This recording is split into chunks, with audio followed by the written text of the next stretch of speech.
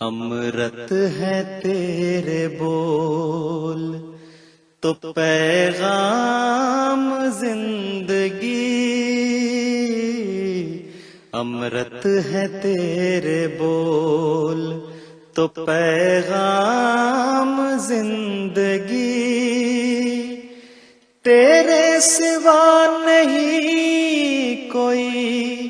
آواز وقت کی،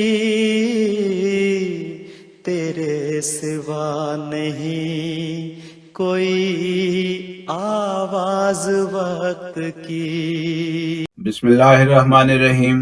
ناظرین اکرام، السلام علیکم ورحمۃ اللہ وبرکاتہ۔ الحصار کے پلیٹ فارم سے آپ کی خدمت میں حاضر ہیں۔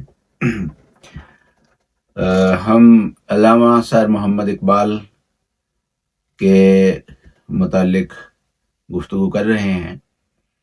اور گزشتہ پروگرام میں ہم نے اس مضمون کو یہاں ختم کیا تھا کہ ان کے بڑے بھائی شیخ عطا محمد صاحب اور ان کے بیٹے اور سر علامہ اقبال صاحب کے بھتیجے شیخ اعجاز احمد صاحب اللہ کے فضل سے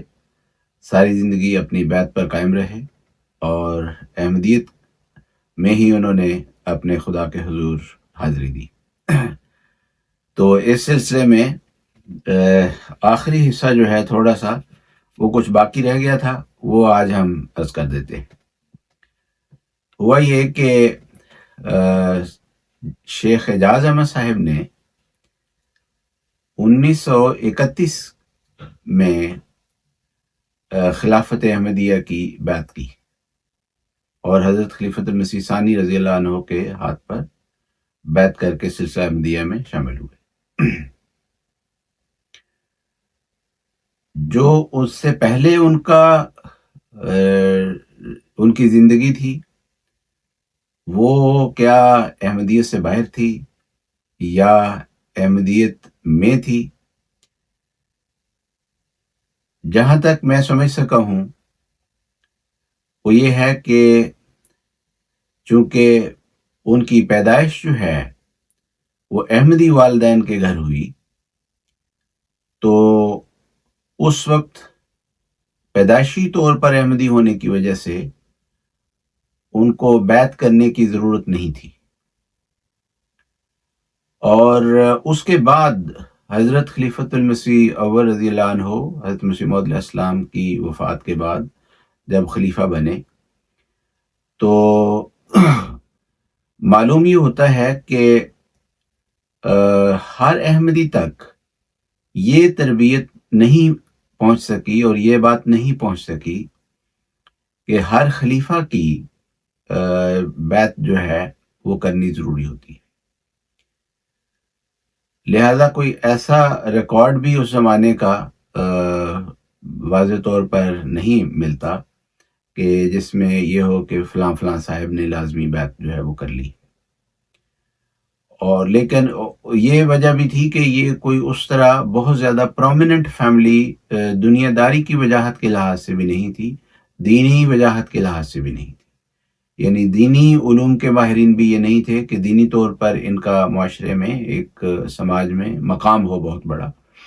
تو ایسی صورت میں کوئی نہ کوئی ریکارڈ جو ہے وہ مل جاتا ہے، اور اگر دنیاوی طور پر بڑی وجاہت کے لوگ ہوں تب بھی ایسا ریکارڈ جو ہے اس کے ملنے کا امکان موجود ہوتا ہے۔ یہ بہت ہمبل، بہت عاجز، بہت مسکین قسم کی فیملی تھی، اور کوئی بڑا سوشل سٹیٹس نہیں تھا ان کے پاس۔ تو یہ بات جو ہے، جب انہوں نے 31 میں بیعت کر لی، تو ہم نے پچھلی ویڈیو میں بھی ذکر کیا تھا کہ پھر حضرت چودھری ظفر اللہ خان صاحب رضی اللہ عنہ نے جب ان کے والد صاحب کو جا کے بتایا تو انہوں نے کہا کہ اس نے میرے پیچھے ہی آنا تھا، تو مطلب یہی تھا کہ میں تو بیعت شدہ ہی ہوں۔ گزشتہ ویڈیو میں ہم نے ایک ایزمپشن جو ان کی بیعت نہ کرنے کے متعلق، خلافت ثانیہ کی بیعت نہ کرنے کے متعلق پیش کی تھی۔ مجھے اس کے بعد ایک خط جو ہے ان کا چھپا ہوا وہ ملا ہے، اور وہ اس ایزمپشن کو رد کرتا ہے۔ اور بڑے زور کے ساتھ اس assumption کو رد کرتا ہے کہ ان کو نعوذ باللہ کوئی انقباض تھا، جیسے لکھا گیا ہے کہ شاید جنازے کے متعلق ان کو شاید اختلاف تھا۔ تو یہ بات بھی اپنے ذہن میں رکھیں کہ یہ جو تاریخ ہے، یہ جو وقت ہے، یہ وہ ہے کہ جس کے بڑے ہی معمولی عرصے کے بعد، یعنی یہ 10 اپریل 1934 کو الفضل میں شیخ عطا محمد صاحب کی بیعت کا خط جو ہے وہ چھپا ہے، اور مئی 1935 میں جا کے علامہ اقبال صاحب نے جماعت کی مخالفت جو ہے اس میں جو پبلک بیان دیا ہے پہلا، وہ اس وقت دیا ہے۔ تو یہ ٹائمنگ جو ہے یہ کافی دلچسپ ہے۔ اس کو چھوڑتے ہوئے ہم آگے چلتے ہیں کہ جو خبر الفضل میں شائع ہوئی اس کا متن وہ پڑھنے سے تعلق رکھتا ہے۔ اس خبر کا متن یہ ہے کہ احباب جماعت یہ سن کر خوش ہوں گے کہ تھوڑا ہی عرصہ ہوا جناب ڈاکٹر سر محمد اقبال کے بھتیجے جناب شیخ اعجاز احمد BA سب جج نے حضرت امام جماعت احمدیہ کی بیعت کر کے جماعت احمدیہ میں داخل ہونے کا شرف حاصل کیا۔ یعنی یہ 10 اپریل 1934 کے الفضل میں چھپا ہے، تو چونکہ انہوں نے 1931 میں بیعت کی تھی تو اس کا ذکر کیا گیا ہے۔ اب ان کے والد جناب شیخ عطا محمد صاحب گورنمنٹ پینشنر سیالکوٹ نے بیعت کا حسب ذیل خط تحریر فرمایا ہے۔ اس خط کے الفاظ یہ ہیں، وہ لکھتے ہیں: سیدنا حضرت امام جماعت احمدیہ جناب والا کم ترین حضرت بانی سلسلہ کے ابتدائی زمانے کا بیعت شدہ خدا کے فضل اور حضرت بانی سلسلہ کی دعاؤں کی برکت بیعت پر ثابت قدم ہے۔ یعنی وہ اپنے اس سارے عرصے کو، جب انہوں نے حضرت مسیح موعود علیہ السلام کی بیعت کی ہے، اس ساری ڈیوریشن کو کور کر رہے ہیں کہ اللہ تعالیٰ کے فضل کے ساتھ اور حضرت مسیح موعود علیہ السلام کی دعاؤں کے ساتھ میں اپنی بیعت پر ثابت قدم ہوں، بلکہ بعض نشانات نے میرے ایمان کو زیادہ محکم کر دیا ہے۔ چودھری ظفر اللہ خان نے مجھے بتایا کہ خلافت کی بیعت بھی ضروری ہے۔ یہ وہ حصہ ہے جس کو میں بہت نمایاں طور پر آپ کے سامنے پیش کرنا چاہتا تھا کہ یہ جو تربیت تھی یہ ہر احمدی کی نہیں ہو سکی تھی کہ ہر خلیفہ کی بیعت جو ہے وہ جب نیا خلیفہ آئے تو اس کی بیعت کرنی ضروری ہے۔ تو یہ اس غلط فہمی میں تھے کہ شاید ہم نے تو مسیح موعود علیہ السلام کی بیعت کر لی اور اب ہم احمدی ہیں تو بس احمدی ہیں، ہر خلیفہ کی بیعت کرنے کی کیا ضرورت ہے۔ تو یہ بتا رہے ہیں اس خط میں اپنے میں کہ مجھے اس بات کا علم نہیں تھا، تو چودھری ظفر اللہ خان صاحب نے مجھے بتایا کہ خلافت کی بیعت بھی ضروری ہے۔ بے وجہ پیرانہ سالی و نکاحت حاضری سے مجبور ہو کر یہ عریضہ خدمت اقدس میں ارسال ہے۔ براہ نوازش قدیمانہ مجھے بیعت کے سلسلہ میں لے لے میں صدق دل سے آپ کی بیعت خلافت کرتا ہوں۔ نیاز مند شیخ عطا محمد۔ تو آج کل تو اللہ کے فضل سے یہ ایک دستور بن گیا ہے اور ایک روایت بن گئی ہے، اور احمدیوں کے لیے بڑی سہولت ہے کہ MTA کے ذریعے بھی جب جلسہ سالانہ UK پر یا دوسرے کسی جگہ پر بیعت جو ہے وہ ہو رہی ہوتی ہے لائیو، تو احمدی جو ہیں وہ اپنی اپنی جگہوں پر بھی اس میں شامل ہو جاتے ہیں۔ تو اور ایک دفعہ نہیں بلکہ زندگی میں ہر خلیفہ کی بیعت جو ہے وہ کئی دفعہ ان کو میسر آ جاتی ہے اور کر لیتے ہیں۔ تو یہ جو خلافت کی انہوں نے بیعت کی ہے شیخ عطا محمد صاحب نے اور شیخ اعجاز احمد صاحب نے، اس کے بعد ڈاکٹر سر علامہ اقبال صاحب نے اس کے کوئی تقریباً 1 سال یا 11 مہینے کے بعد ڈاکٹر سر علامہ اقبال صاحب نے وہ بیان جو ہے جماعت کی مخالفت میں پہلا جو ہے وہ شائع کروایا۔ سوال یہ پیدا ہوتا ہے کہ ڈاکٹر سر علامہ اقبال صاحب نے بیان تو شائع کروانے سے پہلے اپنے اس بھائی سے یا بھتیجے سے نہیں پوچھا کہ میں تو یہ بیان شائع کروانے جا رہا ہوں، مجھے تو اتنا زیادہ اس جماعت کے اوپر اعتراض ہے، آپ لوگ کدھر جا گمراہ ہوئے ہیں؟ کسی ایک جگہ پر بھی ایسی بات، میں نے گزشتہ ویڈیو میں بھی کہا تھا، کسی ایک جگہ پر بھی ایسی کوشش کا ذکر نہیں ہے کہ انہوں نے اپنے بھائی کو یا اپنے بھتیجے کو احمدیت سے منحرف کرنے کے لیے کوئی سمجھایا ہو۔ اس کے الٹ جو ہے وہ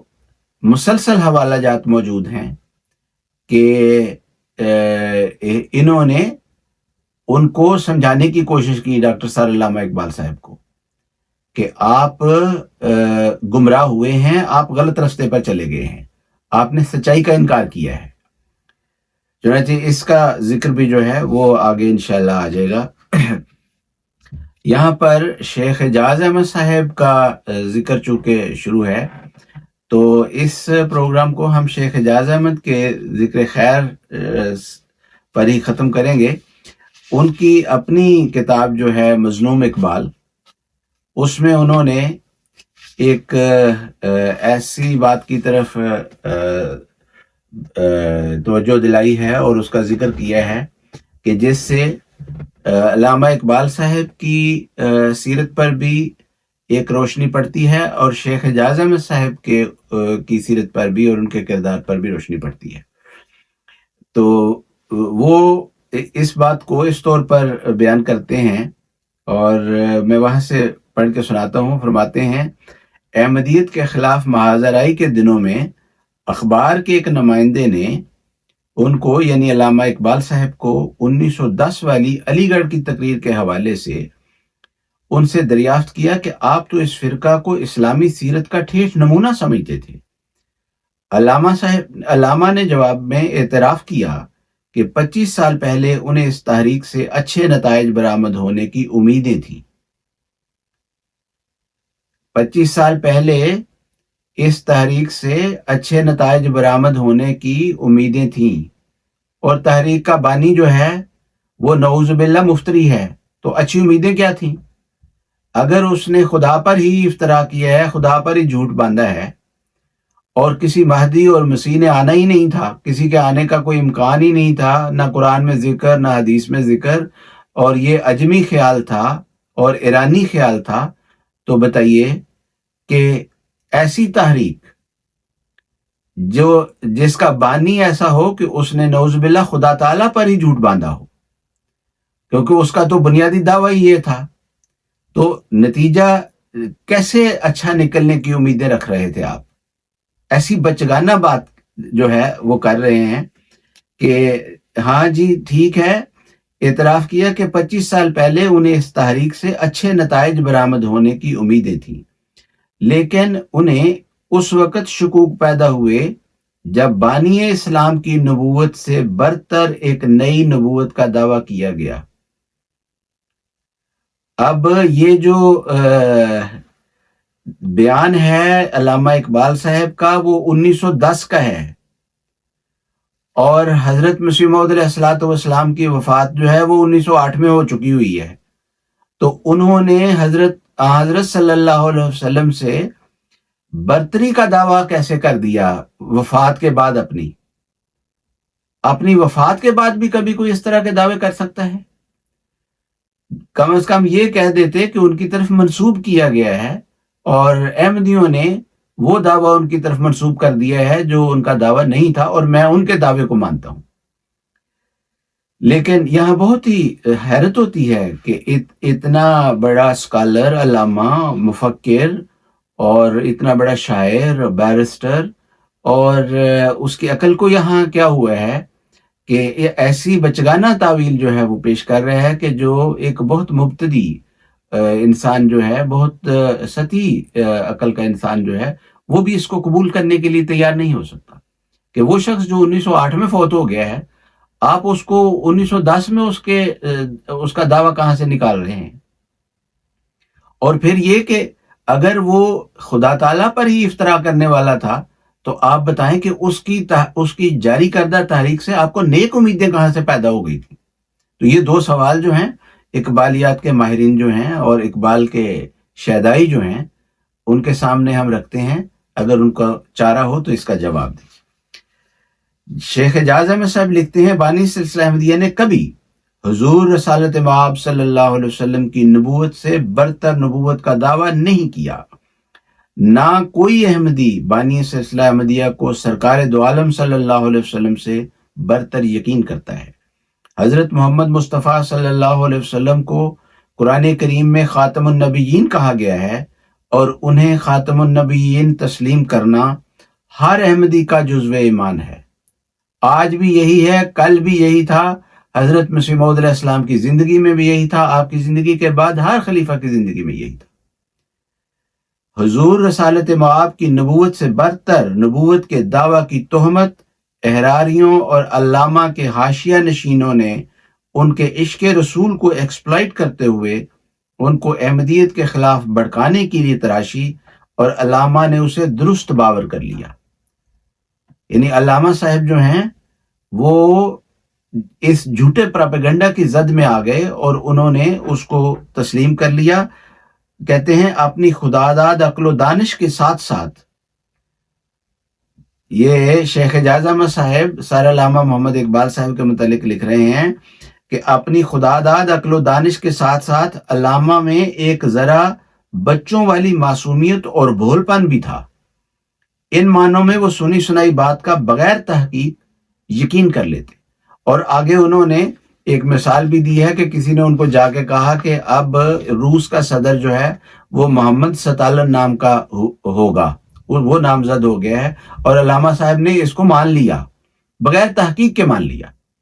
اور اسی بات کو اس مثال کے بعد وہ شیخ اعجاز احمد صاحب لکھتے ہیں علامہ نے اس افتراء کو سچ سمجھ لیا، حالانکہ اس کی تحقیق کچھ مشکل نہ تھی۔ یعنی یہ جو الزام لگایا گیا کہ حضرت مسیح موعود علیہ السلام نے نبوت کا دعویٰ کیا ہے اور حضرت صلی اللہ علیہ وسلم خاتم النبیین سے بڑھ کر دعویٰ کیا ہے، تو شیخ اعجاز احمد صاحب لکھتے ہیں کہ علامہ نے اس افتراء کو سچ سمجھ لیا، حالانکہ اس کی تحقیق کچھ مشکل نہ تھی، اور تحقیق کے لیے گھر سے باہر جانے کی بھی ضرورت نہ تھی۔ اسی طرح ایک معتقد نے جو آخری ایام میں ان کے بہت قریب تھے، غلط قصہ گھڑا کہ جماعت احمدیہ میں ہر کوئی شامل ہو سکتا ہے، خواہ اس کے عقائد کچھ بھی ہوں، شرط صرف یہ ہے کہ وہ احمدیوں کے خلیفہ کی بیعت کر لے۔ یعنی یہ بھی ایک جھوٹ کسی نے گھڑ کے علامہ صاحب کو بتایا، اور علامہ صاحب نے یہ بھی مان لیا۔ تو ایسے کیا کہے انسان، اب فوت ہو گئے ہوئے ہیں، اگر عام آبجیکٹیو اور لگی لپٹی رکھے بغیر کوئی انسان تبصرہ کرے تو اس کو کہتے ہیں ہمارے ہاں کہ فلانا بڑا کانوں کا کچا ہے۔ اور پھر شیخ اعجاز احمد صاحب ہی لکھتے ہیں غزے کے ان دنوں احمدیت کے خلاف ایسی ایسی بے بنیاد اور بے سر و پا باتیں ان کے حضور بیان کی جاتی، یعنی علامہ اقبال صاحب کے حضور بیان کی جاتی اور باور کر لی جاتی، اور وہ اس کو یقین کر لیتے تھے۔ یعنی بے سر و پا باتیں ہوتی تھیں، وہ ان کو یقین کر لیتے تھے۔ تو بہت حسرت کے ساتھ، بہت دکھ کے ساتھ شیخ اعجاز احمد صاحب نے اس کے متعلق آگے لکھا ہے، اس کے متعلق سوائے اس کے اور کیا کہا جائے، غیروں سے کہا تم نے، غیروں سے سنا تم نے، کچھ ہم سے کہا ہوتا، کچھ ہم سے سنا ہوتا۔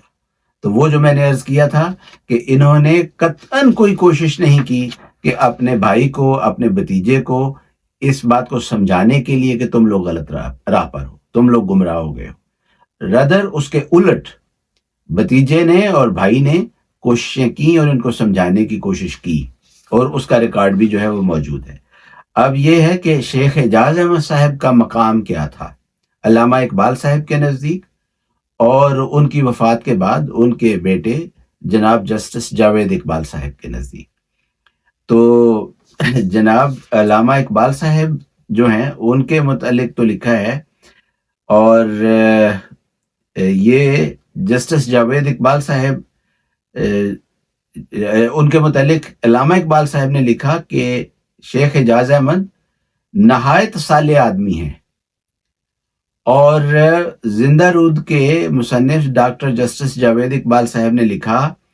کہ اقبال کے خاندان میں